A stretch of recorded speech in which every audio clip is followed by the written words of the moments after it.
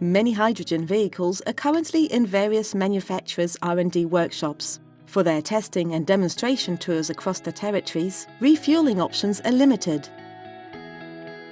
There are less than 40 stations capable of recharging a hydrogen car in France today, and even fewer for heavy vehicles.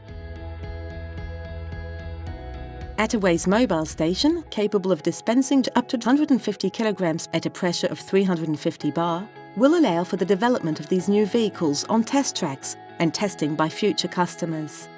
This will allow the development of many ecosystems in France and in Europe, and when a station is under maintenance, the continuity of service will be a priority. Our solution: deploying a mobile station in half a day to ensure service for our users. Even with a developed network of stations, the difficulty of access to clean fuel will hinder the development of eco-friendly construction sites, seasonal, portuary or airport-related activities. Thanks to the mobile station, green hydrogen is locally available where it is most needed, for the refueling of heavy vehicles. Atawey offers tailor-made hydrogen stations, accompanies the project sizing, financing and implementation of the solution to accelerate the creation of hydrogen ecosystems.